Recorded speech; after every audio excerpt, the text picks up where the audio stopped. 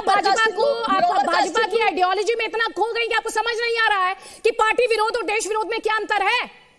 नमस्कार दोस्तों, स्वागत करते हैं आपका एक और बेहतरीन वीडियो के साथ। इस वीडियो में हम रिव्यू करेंगे टीवी जगत में चलने वाली सबसे धमाकेदार डिबेट का।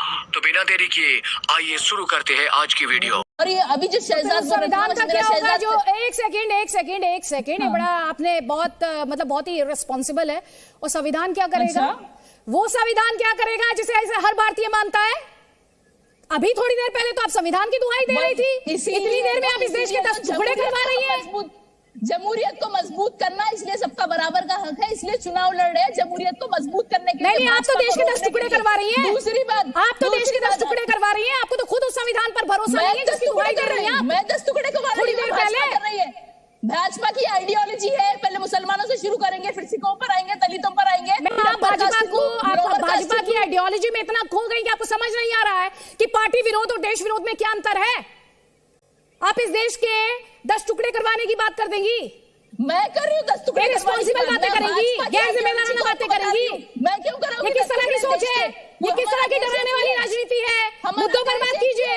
ये भाजपा की आइडियोलॉजी के बारे में कर रही हूँ। हमारा देश एक ही है, मैं नहीं करना चाहती हूँ, भाजपा करना चाहती है। हम तो जमहूरियत को मजबूत कर रहे हैं। अच्छा, आप जमहूरियत को मजबूत कर रहे हैं। जब कहते हैं मुसलमानों एक हो जाओ, जब आप कहते हैं आप देश को मजबूत करते हैं, जब आप एक धर्म विशेष की बात करते हैं, तब देश मजबूत होता है, तब देश मजबूत होता है। सुनोई खान, जब मुसलमान भी बराबर होंगे तभी तो जमहूरियत मजबूत होगी ना।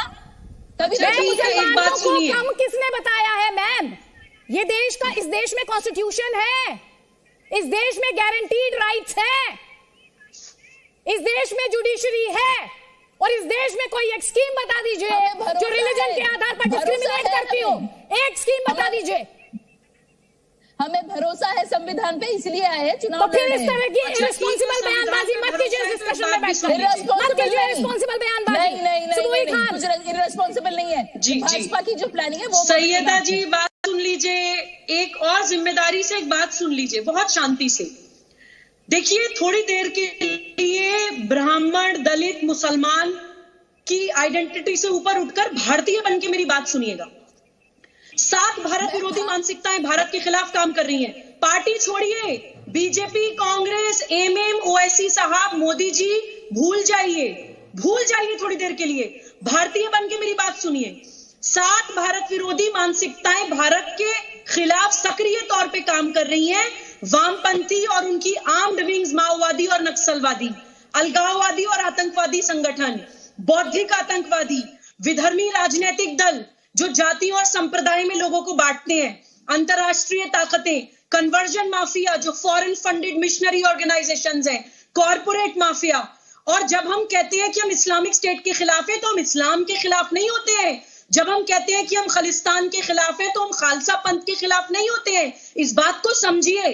कुछ अलगाववादी और आतंकवादी संगठन ऐसे हैं जो किसी पंथ या मजहब को इस्तेमाल करके उन बच्चों को अलगाववाद की तरह धक्का देते हैं। मातृभूमि के खिलाफ खड़ा करने के लिए उन्हीं के बच्चों को खड़ा करते हैं। हम उनके खिलाफ हैं। जब हम हिंदू राष्ट्र बोलते हैं तो हिंदू कोई मजहब या पंथ नहीं है। हिंदू एक सभ्यात्मक सांस्कृतिक पहचान है। Hindu is a Commonwealth of all modes of worship. Hindu किसी एक आराध्या या एक पूजा पद्धति की बात नहीं करता है। करोड़ों देवी देवता पूजे जाते हैं हिंदू पद्धति में। 1, 2, 3, 4 और हो जाएंगे तो कोई फर्क नहीं पड़ता। Hindu is a national identity. इसलिए लोगों को भड़काना बंद करिए। भारतीय